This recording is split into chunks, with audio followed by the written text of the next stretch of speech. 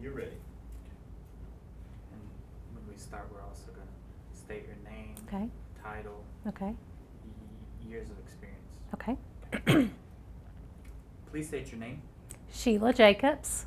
and what is your position? I am the current principal at Russellville High School.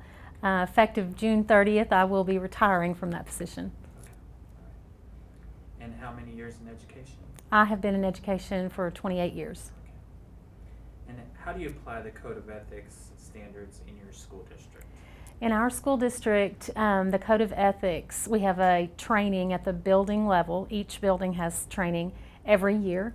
It is something that is emphasized when we sign our contracts. We are reminded, we have a physical reminder in the packet about the Code of Ethics. It is something that is taken very seriously in our district. And what are the adverse effects of a teacher not maintaining a professional relationship with students? Not maintaining a professional relationship with students adversely affects the learning culture in the classroom. It is very difficult, if not impossible, for a student to take a teacher seriously, a teacher who is not abiding by the Code of Ethics. I worry about students in a classroom where the code is not being applied. In your experience, why are coaches, band directors, and drama teachers vulnerable to violating the Code of Ethics? There are some positions in education that I think has increased vulnerability. Coaches, debate coaches, newspaper editors or sponsors, journalism sponsors. You have a different relationship with students in those positions. You get to know students on a different level than you do in the regular classroom. And if you're not very careful, sometimes you'll forget, especially at the secondary level. It's easier to forget. These are kids, and sharing your personal information is not appropriate. And I think sometimes with certain positions, it's easier to forget that line, if that makes sense. What can administrators do to help educators understand the standards of the Code of Ethics? Administrators can help educators understand the Code of Ethics primarily by modeling the Code of Ethics and by training and educating systemically, not just once or twice, but systemically, and make it part of what we do as educators. We talk about the standards. We talk about what they mean. What does it mean to be an ethical educator in the state of Arkansas? What advice can you give an educator as it relates to the proper use of social media? The proper use of social media is very important for educators. It's something that even when we have our interns come in from the college level who are going to be interning in the classrooms, we emphasize how important it is that that they realize that social media is a reflection of them, and if you're in a school system, it's a reflection of the school system. Sometimes they'll look at me kind of funny, like, what do you mean it's a reflection of the school system? Well, you represent, if you're at Russellville High School, you represent Russellville High School. And so social media, what is put on there, even what you like, if you click like on certain things, that speaks about who you are. And so I caution the teachers about not friending students, being very selective about what you put out on social media. Stay away from, for example, even like political rants that can cause a lot of division, because our role as educators is so important for us to be true role models. And social media can have a very adverse effect on whether or not you're looked at as a true role model. In your eyes, what is unacceptable behavior as it relates to educators communicating with students? Communication with students should always be professional. I should not be texting a student. Educators should not be texting a student. We have cautioned our teachers, We use Remind 101. So for example, the band director, if he needs to send out communication to the band students, he uses Remind 101. I'm a part of that Remind 101, so I see that information that goes out. As I said earlier, not friending students on your personal Facebook page or Twitter account. We caution our teachers to have professional accounts through the school, and they can get information to students in that way, nothing personal. And I really like what you said about you're a part of that Remind 101. Yes. So can you, and this is not part of questions, but can you say something in reference to, I encourage administrators, if you have teachers using these good apps, that you become a part of that. Sure. That's a message that Sure. I think some administrators don't think about. Right. So if you Sure. can kind of go on that and Sure. take it where you want. Sure. Okay. So talking about Remind and good apps for administrators to use, what is something that you encourage your staff to do when they use those apps? Sure. I encourage, for example, assistant principals, any administrator in our district, I would encourage for them to become part of whatever the system that's being used. And the example that I gave was Remind 101. So I joined the Remind 101 that the band director has and that other teachers in our system use, so that when a message goes out, I see the message. I think it's very important that we be aware as administrators what messages our teachers are sending out. I think that can be a very good safeguard to put in place. Why is an administrator's disposition so important? Oh, an administrator's disposition is critically important to the school and even at the classroom level. My disposition as a principal impacts the overall culture in the building. It's very important. I tell young administrators, you're on call 24/7.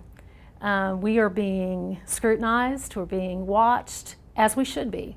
Educators should realize once you sign that contract and you say, I am a professional educator, that means your life is really not totally your own.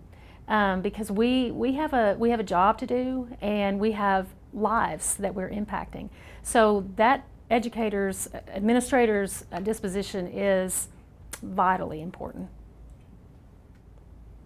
What is the most important thing for administrators to know about the Code of Ethics standards? The most important thing an educator should know about the Code of Ethics standards is that they are very important. It's not something that, as a profession, that we should take lightly.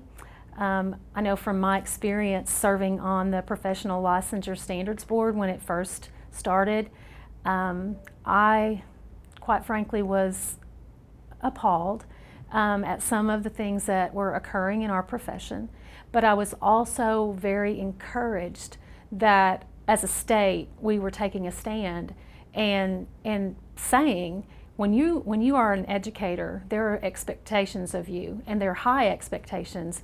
And so to me, making sure, I'll occasionally hear someone make light of the standards, joke. I stop that, because it is very important that you understand these standards help make us professional.